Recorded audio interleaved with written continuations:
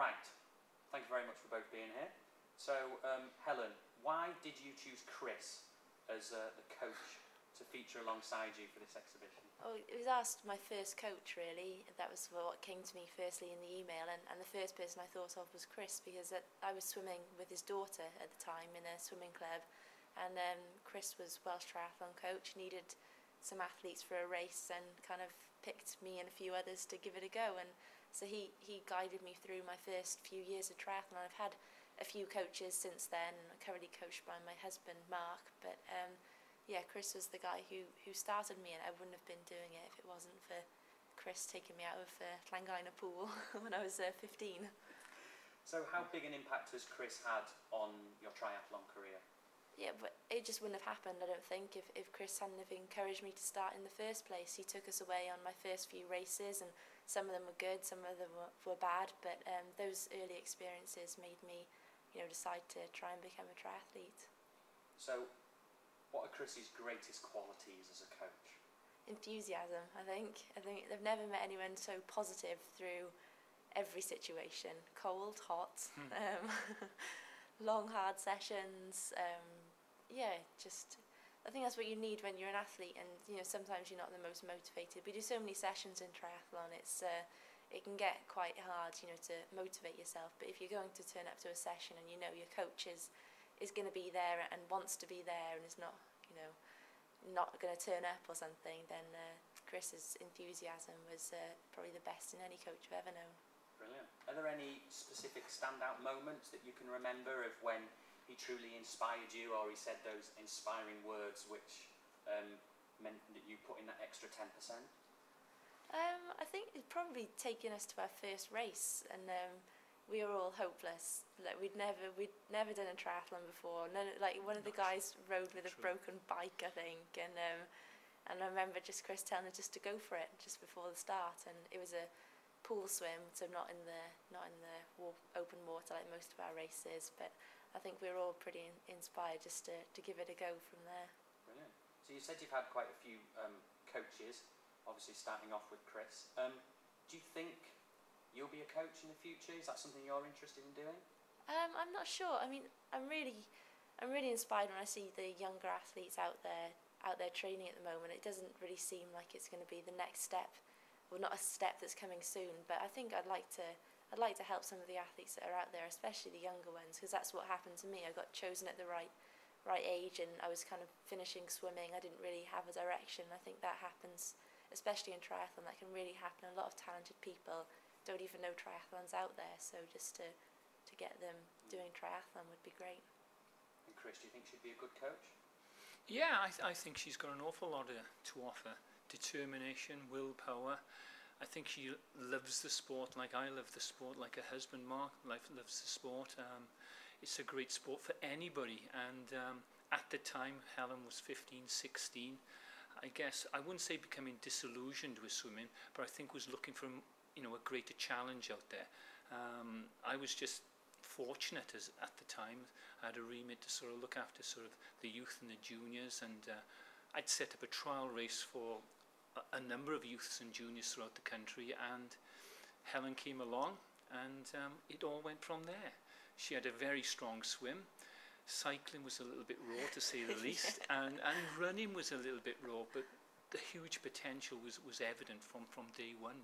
Yeah, I think we went down to Bridgend Industrial Estate, and we were said ride round a couple of times, get off and run, and it was the first few past the line, wasn't it?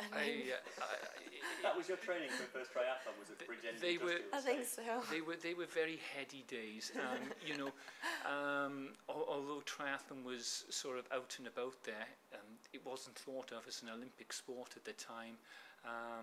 There was an invite coming from the Irish community to sort of invite sort of young athletes from Wales, Scotland, Ireland, Belgium, France to go to a race over there, and I quickly had to sort of gather a team together. Although I'd sent invites as national coach out to sort of all the local clubs, and they had a trial that formed in it, I had a little bit more of a connection with Bridgend, where Helen was swimming at that time, and it just led from there. We had about 5 or 6 boys and girls who came to that event and went on with the team, and did fantastically well. One for both of you. What are the qualities that you think make a good coach? Helen touched upon it earlier on, enthusiasm. She mentioned getting out in all sorts of weathers. I'm still getting out there in all sorts of weathers and getting a right old soak in. Whenever I sort of leave that session or attend their session at the start, I think, oh, why am I here? Whenever I finish it, I leave with a smile on my face. I've met friends. The camaraderie is brilliant. There's nothing that can actually, give you that. Money certainly can't pay for that. It's well worth it. Friendships, seeing people like Helen, and even a novice athlete perhaps getting around a triathlon for the first time gives a massive buzz. When they come back up to you and say, Chris, I've got round, I've done whatever the time might be, it's fantastic. Helen is the icing on the top of the cake as far as that goes. I think, yeah, like you need good enthusiasm for a coach. You need someone that can help you in the end achieve your goals. That's what it comes down to. And then so you want to have a connection with that person and be able to deal with them day to day and work towards the same goal. I think the coach has to want it as much as the athlete, and the athlete as much as the coach. Otherwise, it's not going to work. So that's really important. Just the communication side of things. So why should people, if they want to, obviously get involved in coaching and volunteering? What benefits does it have to individuals to get involved? I think it makes you become part of the community. I think it gets you involved with people of a similar sort of nature. You can enthuse them by sort of looking, there's various ways of looking at this. One, you're going to get fitter, you're going to stay healthier, you're going to live longer, all the health messages with it. But more than anything, it gives you a challenge. It can give you a purpose as well. And to be out there and get out there and do it, certainly like a sport like triathlon, is an adventure just to do it. And I just wanted sort of other athletes to sort of enjoy that adventure that I've experienced. And hopefully, I think Helen still is. Yeah, I think you can get a lot of satisfaction out of working with someone and them achieving their goals. Just being part of that and helping someone, that is pretty important. Great. Last one. This is one to tick the box. What do you think about the Sports Council's campaign to try to raise the profile of coaching and volunteering and get more people involved? Do you think it's a good thing, beneficial? Oh, absolutely. I mean, there must be thousands of volunteers out there in all sorts of sports. Out there, rain, sunshine, snow, whatever, and these guys are unpaid. They're doing it because they love their sports. I'm certainly doing it because I love my sport. I want to promote my sport, and I'd love other people to sort of get out there and enjoy the challenges of it. But it's a fantastic, thing that the Sports Council are actually recognising the sort of the good work that volunteers are doing up and down the the breadth of the country. Yeah, I think like if you're looking at the elite end, then you want gold medal winning performances, and that needs to start with coaching, coach education, and that starts with supporting the coaches that are out there and encouraging more coaches. But it's not just about that gold medal, it's about the people who don't make it, but the people who just enjoy participating, and you still need those coaches for those people. You want to get as many people doing sports, and so it's about both ends of it there, and you need coaches for all of that. So it's important to get them, made to feel like they're needed and feel like they've got some input into what's happening in sport in Wales.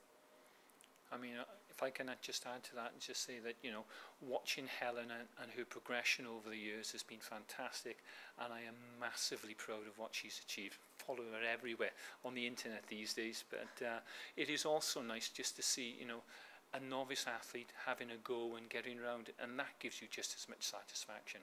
When they come up and just say, well done, for a coach, that is wonderful. You haven't got to be paid money, but it's a massive satisfaction to be told, thank you for your help.